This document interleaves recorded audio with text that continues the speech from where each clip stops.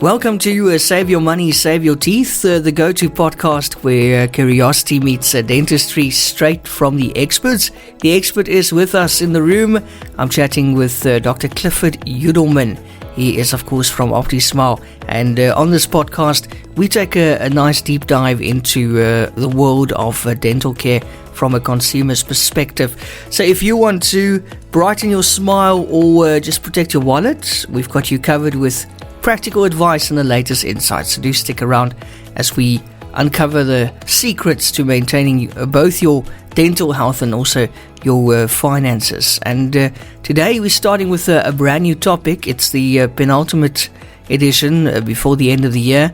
And I'm going to allow Dr. Yudelman to introduce us to the new topic. Dr. Yudelman, welcome back. Thanks, Ian. Great to speak to you. Hope you had a good week and looking forward to today's episode. We get a lot of patients asking us about this and there's a lot of misinformation. So today's episode is called Grinding Through It. It's part one of a two parts on this, which is understanding Bruxism and TMJ disorders. And then next week, we have our last podcast for the year. We have been going since just before Valentine's Day. So this will be number 41. And then next week is number 42, which is Relief and Recovery, Managing Bruxism and TMJ Disorders. So if this is something that you have a problem with, nighttime grinding, Bruxism, then stay tuned and be sure to tune in again next week. So I know you got some good questions for me, Ian, so why don't you go ahead with your first one? Dr. Yudelman, first of all, I want to know, what is bruxism and how does it differ from casual teeth grinding? So bruxism is a condition where you habitually grind or gnash or clench your teeth, often subconsciously, generally when asleep, but there are a lot of people who do it when they're awake, when they're working or working out. You know, casual grinding might occur occasionally in response to stress or frustration, but bruxism is a chronic problem, which over time it causes significant damage, like wearing down your teeth. It can cause jaw pain, can even lead to other health issues. It can be one of the biggest causes of headaches. And then, of course, there's this TMJ problems. TMJ is your temporomandibular joint, which is that joint there just by your ears, and it can feel like an earache. People call it TMD or temporomandibular joint disorders, TMJ, TMD, same thing. And so this should help people today. Okay, and what are the primary triggers for this bruxism, doctor? So, of course, stress and anxiety are the most common triggers during and after COVID, with people dying and with financial problems. We saw a lot of people smashing their teeth up from all that added stress and anxiety. And, people that are stressed out, they can be clenching and grinding their teeth during the day. At night, there's sleep disorders like sleep apnea, which we had a few podcasts on just recently. Sleep apnea can lead to grinding as your body reacts to disruptions in breathing. And then dental issues like an uneven bite or crooked teeth can also contribute. So we often see patients who come in because their teeth are getting worn down and the upper front teeth are not angulated properly, and there's something called entrapment where the lower front teeth are catching in behind the upper front teeth, and we find that gets alleviated when people have Invisalign and their teeth are in a better position. And then there's lifestyle habits like too many coffees during the day or very heavy caffeine use, especially now with these energy drinks, and then alcohol at night before bed. That doesn't help you. You don't have a very restful sleep. And then there's also something I should add, and that's a lot of medications, especially common, they're called SSRIs. They're for depression, generally depression and anxiety. They can have a side effect. If you weren't grinding your teeth before, and then you were getting some stress or anxiety or depression, and you went and you got on these meds, and now you're really clenching and grinding and smashing your teeth. If you Google or look up that medication and put the word bruxism or clenching grinding, you'll find out if that medication is one of them. Perhaps your psychologist, psychiatrist, or doctor can aim you out for a different med that is not as bad, or otherwise keep listening, because you maybe have to stay on that medication, and there's other things you can do to help, from damaging your teeth. So let's carry on. Okay, and what is that connection between bruxism and headaches, Dr. Yudelman? So the bruxism, which is, as we said, this clenching and grinding, which places excessive pressure on the muscles and the joints around your jaw, and these can radiate upwards and cause tension headaches. So one of the muscles to your jaw, there's those ones when you clench, they feel, in some people, they're very developed, like a little golf ball on the side of your corner of your jaw. But if you put your fingers up sort of on your temples, above your temples, and you clench down, there are these very big fan-shaped muscles called the temporalis muscles, and they attach to your jaw. And some people have got very well-developed temporal muscles, and those ones can cause headaches. And these headaches are often described as dull, throbbing pain around the temples. And it's particularly common when you wake up in the morning after a night of grinding, and especially if you're grinding and you have sleep apnea. And then, chronic grinding can also trigger migraines or migraines, however you pronounce it, and exacerbate existing headache problems. So especially when you've got stress and TMJ, all of these things go together. They're all part of the same sort of syndrome. Okay, and then what physical symptoms suggest someone might be grinding their teeth? Can you see it? Can you hear it? Yes, so exactly. So partners often hear grinding noises at night, which can confirm sleep bruxism. Sometimes it can be very, very loud. I've had patients record their partners, and it sounds like a cricket or something, like rubbing two pieces of wood or two pieces of metal together, and it kind of gets amplified. Some people complain about their partners grinding a lot more than they do about the snoring. And then you also would notice visible damage like flattened or chipped teeth, and you can feel clicking or popping in your jaw. The most common sign is waking up with a sore jaw or headaches in the morning or very sensitive teeth. Okay, so it definitely does not go unnoticed. You can definitely hear when somebody's doing it. Okay, so how does bruxism impact the TMJ, the temporomandibular joint? I don't know if I said that correctly. Yes, that's a massive perfect. word. The it just rolls off the tongue, doesn't it? So the bruxism can place a lot of strain on the TMJ. So if I get you to bite down, say on a old-fashioned HB pencil like we used to have at school, you'll bite with a certain amount of pressure that can be measured. But if you clenching down in your sleep, they say you can clench almost 10 times harder because you don't have that feedback like something's going to break. So some people can clench and grind much, much harder when they're asleep. So it puts immense strain on your TMJ. It leads to dysfunction, which we said was TMD, which may cause, TMJ is your actual joint, and TMD is the temporomandibular dysfunction. And then this will cause pain, stiffness, maybe difficulty opening or closing your mouth. Over time, the repeated pressure can cause joint inflammation and lead to even more clicking and popping sounds, and something like it sounds like crinkle paper in your ear. It's called crepitus. And in severe cases, people can get like a dislocation or their jaw can lock, misalignment. And the TMJ issues or TMD often creates a vicious cycle where the discomfort from grinding causes further tension and makes symptoms worse. All right. And what are the long-term risks, doctor, of untreated bruxism? Well, that's a great question because it's not something to be ignored. So it can erode your enamel on your teeth and leave them more susceptible to fractures and decay and sensitivity.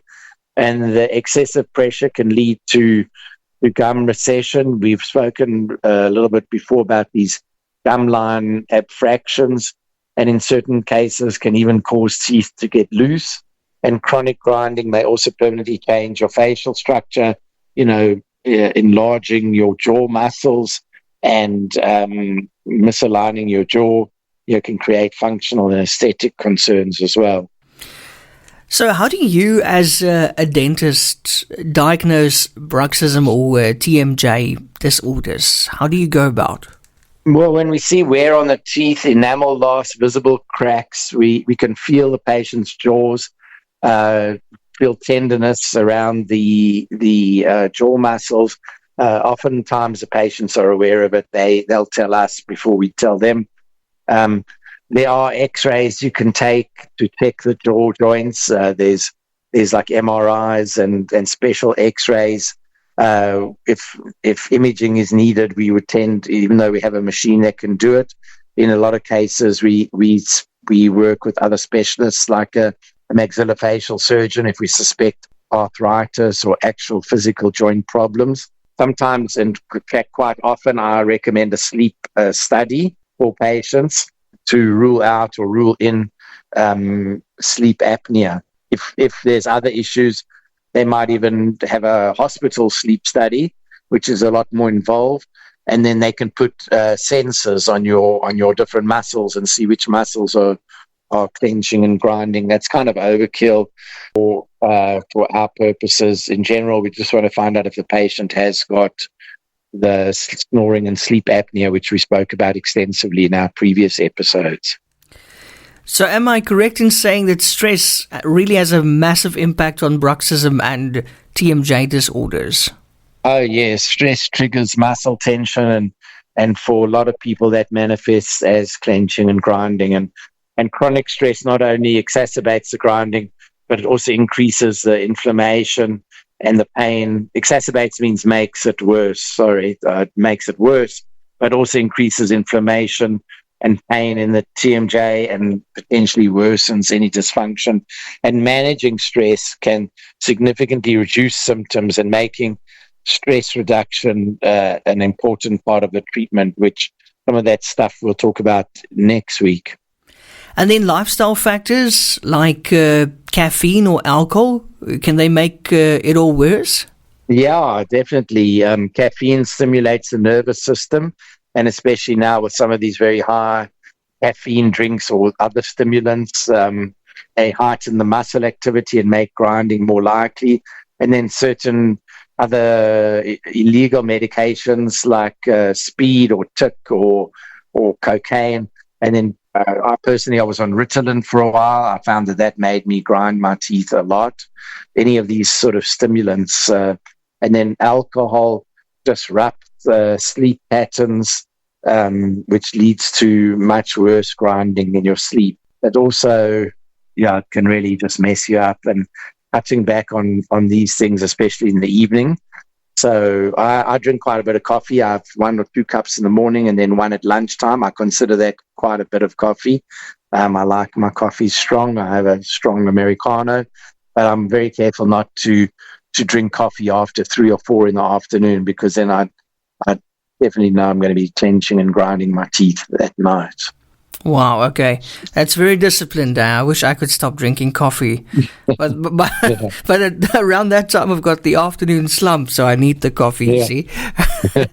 So, finally, Doctor, what would you say are the first steps to address what we spoke about today, bruxism and TMJ disorders? So as always, anybody listening to my podcast, this is general advice. It's always best to visit your dentist or a dentist that has a good knowledge about these, to assess the extent of the damage and to determine the best treatment approach for you, like a custom fitted mouth guard or night guard, which you wear at night to protect your teeth. We'll talk more about that. If you don't listen to the next episode, I should say that a rubber mouth guard that you buy in the store, keep away from those. It just makes you clench and chew even more. It's like a chewy toy. The type that we're talking about is a specialized one fitted by the dentist, either upper or lower, and they generally will be hard or almost hard, where there's a little bit of flex in them. And then stress management is equally important. relaxation, like going for long walks, meditation, yoga, or even therapy. DBT is something I've tried personally. It's called dialectical behavioral therapy. There's cognitive behavioral therapy. You don't always need to take medications. And then personally, I've just had 4 sessions with a breathing coach, and I found that really has helped me. Nasal breathing, where you breathe in for 6 and out for 8. There's a lot of different breathing techniques, and there's some very good books on this. The book that I listened to that got me interested was a second book. There's one called Oxygen Advantage, and then the one that I listened to on Audible was called The Breathing Cure. And then I had some one-on-one coaching, and I find that's really, really helped me for any kind of stress. So that's just a little tip for people. And also for severe cases, you can combine dental care with medical interventions such as Botox. At OptiSmile, one of the dentists specializes in Botox for the for the masseters and the temporal. Usually it's the masseters. We don't normally inject your temporalis muscles. And then physical therapy or physio. I want to do a shout out in case you don't listen to our next episode. We do refer all of our, or 90% of our TMJ patients or Bruxism patients, as a first step, we send them to Trish Lang, who's a physio in Bree Street in Cape Town. Trish has got her master's in this particular subject. Not all physios have got a master's in neck and face and TMJ treatment, and after 2 to 3 visits, she generally sorts people out. She gives them exercises to do at home, and then they come back and they get a bite plate from us. But more about that next week. Today was a nice tight podcast. Not a lot of chit chat. I know it's getting closer to Christmas. People don't have time for unnecessary chit chat. So I hope this was very helpful for people that were listening. And make sure you do tune in for next week. Dr. Yudelman, thank you so much. That wraps up another episode of Save Your Money, Save Your Teeth. And looking forward to next week's one. Just by the way, congratulations on podcast number 40 last week, eh? Yeah, that's a nice that was a big. I couldn't believe it. We haven't since February. We have not missed a single week. Exactly, consistency. Yes, that's it. And next week will be our last one. We're going to give the listeners a break over the Christmas, New Year, and we'll announce next week when we'll be starting up again. And we've got a lot more episodes. I was writing the book, Save Your Money, Save Your Teeth, and that's when we met and we started doing these podcasts, and the book is on hold, but we will be coming out with a book especially for consumers with all of these subjects and more in depth and definitely with some images and some references. And we'd love to get feedback from listeners on any particular subjects that they are interested in, that they maybe haven't listened or they haven't that we haven't covered yet. I'm not short of things to say, but we want to make sure that we're hitting all the right spots for the listeners. And I have heard from around that there's a lot of dentists now listening to the podcast, maybe trying to find out what we do at OptiSmile, and hopefully, imitation is the best form of flattery. And I've had a lot of dental reps that sell a lot of the materials and the equipment when they're driving around visiting from one dentist to another. They listen to my podcast, so I'm very flattered. Just when I said not a lot of chit-chat, today's episode, there's a bit of chit-chat for you. So I'll speak to you next week. Thank you very much. Thank you, Dr. Yudelman, and I'm pleased to hear that the other dentists are listening in. I think they're probably jealous of you having your own podcast. They're thinking, oh, damn, I should do that as well. Yeah. Well, good luck to them, and look forward to listening to your podcast when you start it. And thank you. As always, as we say, remember, we strive to provide valuable insights, but it's always good to consult with your own professional for advice tailored to your personal health.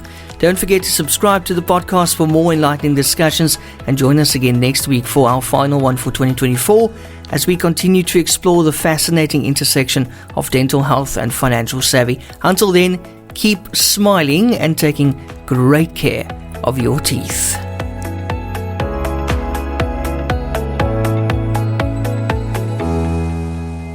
Discover the world of dental excellence with OptiSmile. Join us for a weekly podcast featuring Dr. Clifford Yudelman, a seasoned expert with 40 years of dental experience across 4 continents. Gain unique insights and expert dental advice by visiting optismile.co.za for articles that illuminate the path to optimal oral health. If you're seeking unparalleled dental care in Cape Town, get in touch with OptiSmile or book directly online on optismile.co.za. OptiSmile, where global expertise meets local care.